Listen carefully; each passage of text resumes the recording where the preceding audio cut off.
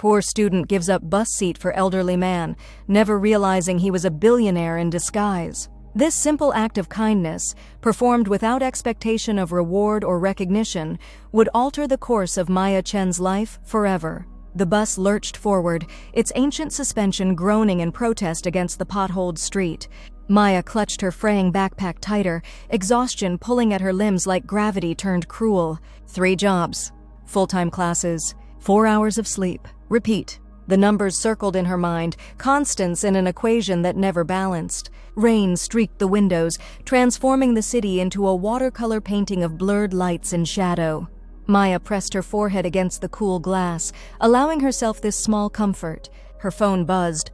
Another text from her landlord. Rent due. Final notice. The words burned into her retinas, adding to the mounting pressure behind her eyes. She'd worked extra shifts at the diner this week, picked up package deliveries for the local courier service on her bike between classes, and still tutored 3 nights a week. It wasn't enough. It was never enough. Her scholarship covered tuition, but everything else, rent, food, her mother's medications, fell squarely on her thin shoulders. The bus squealed to a halt at the next stop. Maya barely looked up, lost in mental calculations. If she skipped lunch for the next 2 weeks and took that overnight stocking position at the grocery store, maybe a shuffle of movement caught her attention. An elderly man stepped aboard, water dripping from his simple gray coat. His face was lined with age, his hands gnarled and spotted with time. He clutched a worn wooden cane, knuckles white with effort as the bus jerked forward before he'd fully boarded. Maya watched as he scanned the packed bus, something vulnerable in his searching gaze. No one moved. No one offered. Eyes averted, headphones in, the universal urban shield against involvement. Her legs ached from standing through her 8-hour diner shift. Her back throbbed from the heavy textbooks in her backpack. The seat she'd miraculously found was the first time she'd sat down in 14 hours. But there was something in the old man's eyes. Something that reminded her of her grandfather before he passed. Dignity straining against the indignities of aging. Maya stood before she could reconsider. "Sir," she called softly, her voice nearly lost in the rumble of the bus. She tried again, louder. "Sir, please take my seat." The old man's eyes found hers, surprise flickering across his weathered features. He hesitated, one hand gripping the overhead rail as the bus swayed. "Please," Maya insisted, already stepping into the aisle. "I'm getting off soon anyway." A small lie. "Thank you, young lady," he said, his voice unexpectedly refined, like aged wood polished to a gentle shine. "That's very kind." As they passed in the narrow aisle, his sleeve brushed against hers. For just a moment, Maya caught a scent that seemed out of place, not the mothball smell of thrift store clothes, but something subtle and expensive, like the perfume counter at the department store where she could never afford to shop. The old man settled into her vacated seat with a grateful sigh. Maya gripped the overhead rail, swaying with the motion of the bus, her textbook now balanced awkwardly against her hip. 7 more stops until her apartment. She closed her eyes briefly, fatigue washing over her in relentless waves. When she opened them again, she found the old man watching her with an intensity that made her uncomfortable. Not creepy, just curious, assessing. When their eyes met, he smiled, revealing straight white teeth that seemed incongruous with his shabby appearance. "Engineering student?" he asked, nodding at the thick textbook she clutched. Maya blinked in surprise. "Architectural engineering, yes.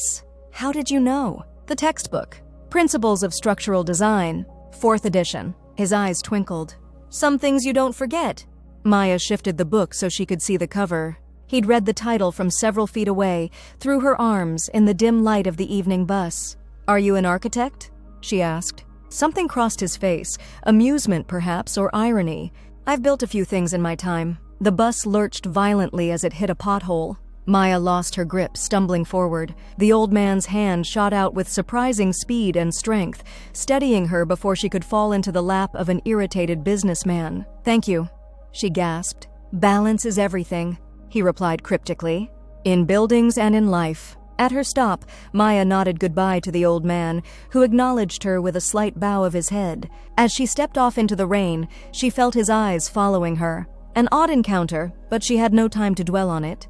The midnight shift at the grocery store awaited, and before that, 3 hours of problem sets for tomorrow's class. Life went on, one exhausted step after another, 3 days later, Maya slumped in the university library, surrounded by blueprints and calculations. Her final project, a sustainable community center design, was due in 2 weeks, and the structural problems were proving impossible to solve within the budget constraints. Outside, the first spring thunderstorm of the season rattled the windows. "Compressing the support beams won't work," she muttered to herself, rubbing her eyes.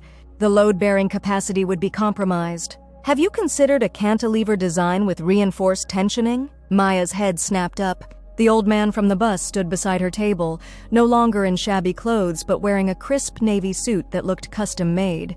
His cane was different too, polished wood with what appeared to be a silver handle. "You?" she said, too surprised to be polite. He smiled. "Thomas Caldwell," he said, extending his hand. "I hope you don't mind the intrusion. I asked around the engineering department about the young lady with the structural design textbook." Maya hesitantly shook his hand, noting the warmth and surprising strength in his grip. "Maya Chen. But why would you look for me?" Thomas gestured to the chair across from her. "May I?" She nodded, bewildered. "I've been visiting this university for the past week, meeting with the administration." His eyes twinkled. "I'm considering a substantial donation to the engineering department, particularly in sustainable design. When I saw your textbook on the bus, it seemed like serendipity." Maya's confusion must have shown on her face because he laughed softly. "I'm not explaining this well. Let me start again." He leaned forward. "I'm on the board of Caldwell Construction and Development. Perhaps you've heard of us?" Maya's mouth went dry. Caldwell was one of the largest architectural firms in the country, pioneers in sustainable urban development. Every engineering student knew the name. "You're on the board?" she managed. Something flickered in his eyes. Amusement, perhaps. "Something like that. What matters is that we're initiating a scholarship program for promising students in sustainable architectural engineering, and I'm personally selecting the candidates." He glanced at her blueprints. "May I?" Still stunned, Maya nodded. Thomas pulled the designs toward him, his eyes scanning the complex diagrams with practiced ease. His finger traced the problematic support structure. Yes, I see the issue." He reached for a pencil. "Would you mind?" For the next 20 minutes, Maya watched in astonishment as the elderly man sketched alternative designs, explaining complex engineering principles with remarkable clarity. His knowledge wasn't theoretical, it was practical, hard-won through experience. "Who are you really?" Maya finally asked, unable to reconcile the shabby old man on the bus with this articulate, knowledgeable professional. Thomas set the pencil down, studying her with that same intense gaze from the bus. "Someone who recognizes potential," he said simply, "and someone who believes that kindness should be rewarded." He slid a business card across the table. "Come to this address tomorrow at 10 a.m. I'd like to discuss your future." Before she could respond, he stood, straightened his impeccable suit, and walked away, his cane tapping a gentle rhythm on the floor. Maya stared at the card. Embossed in simple, elegant text, Thomas Caldwell, founder and CEO, Caldwell Construction and Development. Not board member, founder and CEO. The realization crashed over her like a wave. The elderly man. She'd given her seat to wasn't just affiliated with Caldwell Construction, he was Caldwell himself, the billionaire whose buildings had reshaped skylines across the country. Her hands trembled as she gathered her blueprints, his elegant solutions to her structural problems now seeming like precious gifts. Outside, the storm had passed, leaving the world washed clean and glistening under emerging sunlight. For the first time in months, Maya felt something unfamiliar bloom in her chest. Hope. The Caldwell building rose 60 stories into the sky, a testament to sustainable architecture with its living walls and solar glass. Maya stood before it, her heart hammering against her ribs. She'd worn her only professional outfit, black pants and a blue button-up shirt she'd ironed 3 times that morning. The security guard checked her ID, then nodded with unexpected deference. "Mr. Caldwell is expecting you, Ms. Chen. Top floor." The elevator rose with stomach-dropping speed, numbers flashing by like the rapid counting of blessings. Maya tried to steady her breathing, clutching her portfolio, the one containing her community center designs, improved with Thomas's suggestions. The elevator doors opened directly into a stunning office. Floor-to-ceiling windows showcased the city panorama, but Maya barely noticed the view. Thomas Caldwell stood by his desk, no longer pretending to be frailer than he was. His posture was straight, his movements fluid as he came to greet her. "Maya, thank you for coming." His handshake was firm, his smile genuine. "Please sit." She perched on the edge of an elegant chair, acutely aware of her scuffed shoes against the pristine floor. "I imagine you have questions," he said, sitting across from her. "Why were you on that bus?" The words tumbled out before she could shape them into something more professional. "Dressed like that?" Thomas's laugh was warm, unaffected. "Ah, direct. I appreciate that." He leaned back. "Once a year, I spend a week living as simply as I did when I started. Same bus routes I took as a struggling student.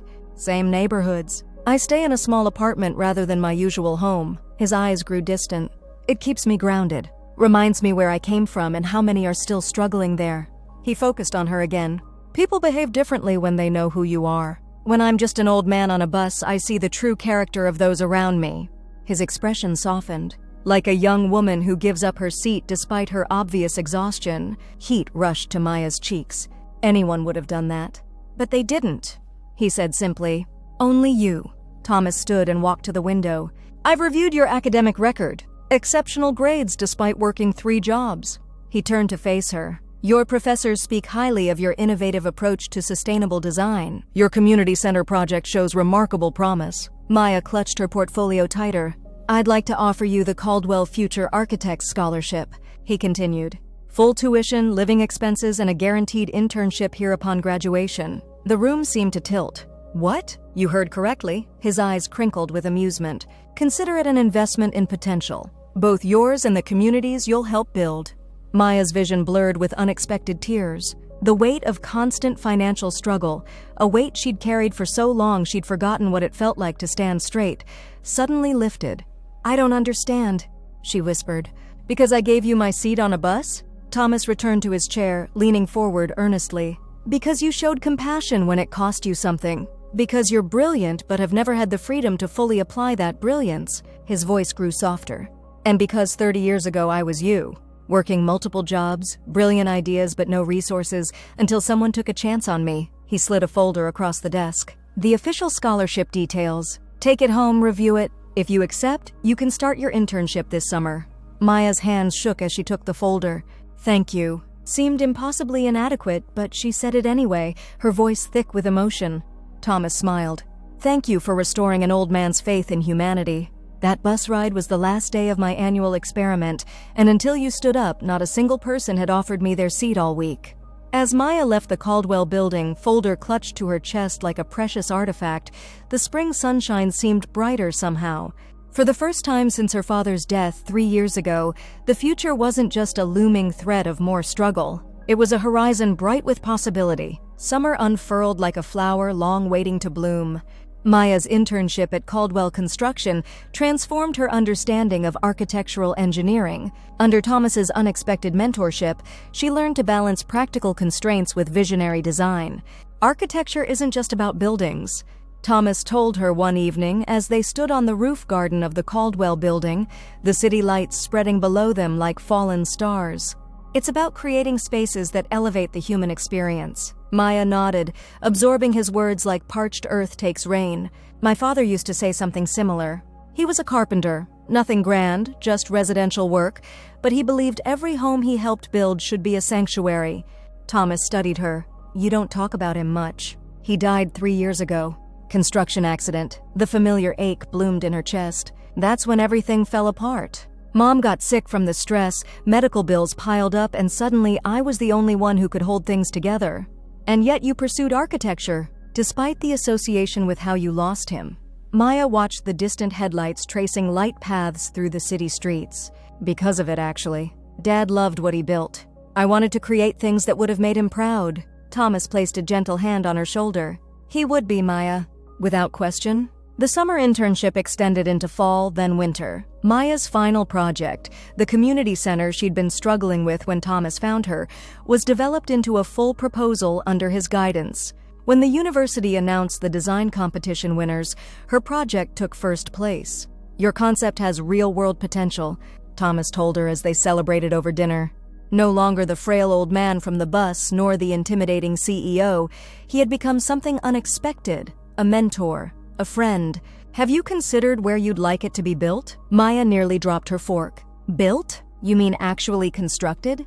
Thomas's eyes twinkled. Caldwell has a community investment initiative. Each year, we select one project with social impact potential. This year, I've recommended yours. But it would need land, permits, funding. All handled. He interrupted gently. The only question is location. Where would you like to see your vision become reality? Maya didn't hesitate. Westridge, the neighborhood where I grew up. It's a food desert with no community spaces.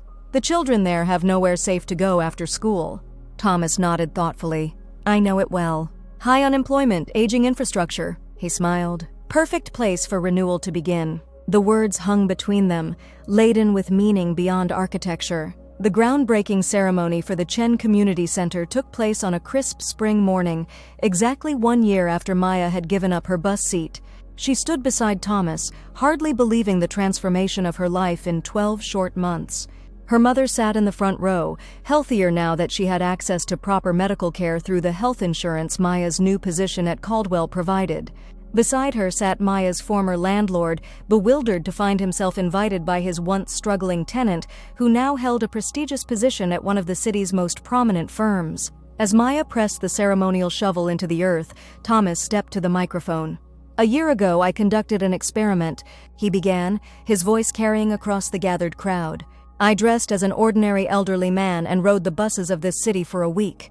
I wanted to see humanity as it truly is, not as it presents itself to wealth and power. Murmurs rippled through the audience. For 7 days I stood on crowded buses. Not one person offered their seat. Not one until Maya Chen. He gestured toward her, pride evident in his eyes. She had worked a full shift on her feet. She was exhausted. She needed that seat. But she saw someone she thought needed it more, and she gave it freely, expecting nothing in return. Maya felt heat rise to her cheeks as all eyes turned to her. That single act of kindness revealed character worth investing in. Thomas continued, Today, we break ground not just on a building, but on a philosophy, that spaces should be created by those who understand the needs of a community because they've lived those needs themselves. He turned to Maya. This community center will bear your name not because you've become a brilliant architect, though you have, but because you never forgot what it means to put others first, even when you had almost nothing to give. Tears blurred Maya's vision as applause erupted around her. In the audience, she saw her mother wiping her eyes, saw neighbors from her childhood nodding in approval, saw former classmates who'd once pitied her hopeless situation now watching with newfound respect. Later, as the crowd dispersed and workers began preliminary site preparations, Thomas found Maya standing alone, watching the activity with wonder. Penny for your thoughts? He asked, coming to stand beside her. Maya shook her head, smiling. I was just thinking about how differently things might have turned out if I hadn't given up my seat that day. Or if I hadn't been on that particular bus, Thomas added. Life turns on such small moments, doesn't it? Do you really still ride the bus in disguise every year? She asked. Thomas nodded, his expression growing serious. I do.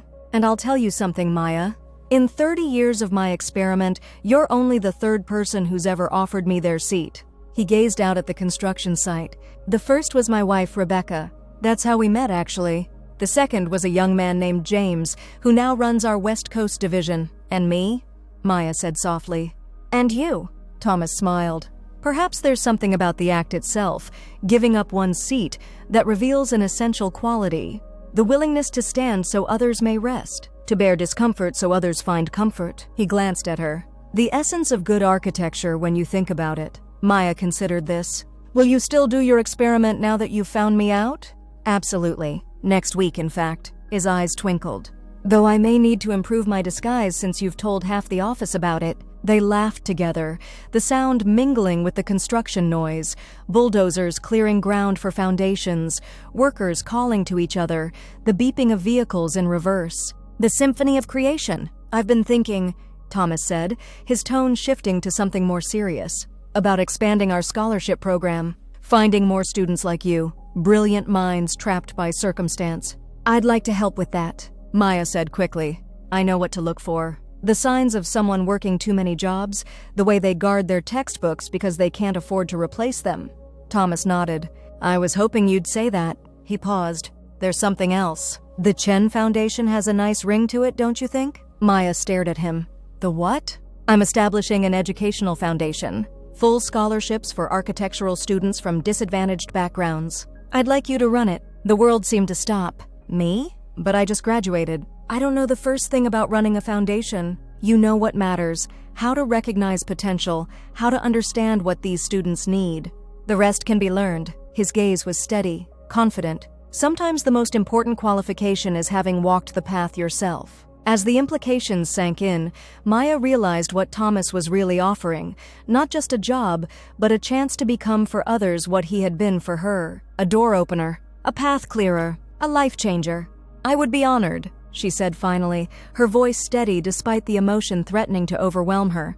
Thomas extended his hand, and as they shook on this new partnership, Maya caught a glimpse of something in his eyes. Not the shrewd calculation of a businessman or even the satisfaction of a mentor, but something deeper. The simple joy of someone who had found, at last, a worthy inheritor for his most cherished values. 5 years later, Maya stood at the podium of the fully realized Chen Community Center, preparing to introduce the newest recipient of the Caldwell Chen Scholarship. The building around her had transformed the neighborhood, providing not just community spaces but also job training, childcare, and a rooftop garden that supplied fresh produce to an area once considered a food desert. In the front row sat Thomas, now truly elderly but still sharp as ever. Beside him was Maya's mother, now the center's beloved administrator. And filling the seats behind them were dozens of scholarship recipients, young architects and engineers who, like Maya once had, possessed brilliant minds but limited resources. "Our newest scholar," Maya announced, "was discovered in circumstances that might sound familiar to some of you. 3 months ago, Thomas and I were conducting our annual bus experiment." Knowing chuckles rippled through the audience. The bus test had become legendary at Caldwell Construction. "We were on the crosstown bus during rush hour when a young woman noticed Thomas, disguised as always, struggling to stand. Without hesitation, she offered her seat, despite being visibly exhausted from what we later learned was a double shift at the hospital where she works as an aide while pursuing her architectural degree." Maya gestured to a young woman seated nervously in the second row. Zoe Washington didn't know she was offering her seat to one of the country's most successful architects. She didn't know I was watching, evaluating potential scholarship candidates. She simply saw someone in need and responded with kindness. As Zoe made her way to the stage, Maya caught Thomas's eye. He nodded once, his expression a mixture of pride and something like peace. The cycle continued. One small act of kindness, recognized and amplified, creating ripples that would spread far beyond what Maya could see from where she stood. Buildings would rise, communities would strengthen, lives would transform, all because one exhausted student had once decided that an elderly man deserved to sit down more than she did. And as she welcomed Zoe to the stage, Maya understood with perfect clarity what Thomas had known all along, that the true measure of a life isn't found in the structures you build, but in the foundations you lay for others to build upon. A bus seat freely given, a hand extended in help, a door opened that had previously been closed. Such small things, really, such enormous things.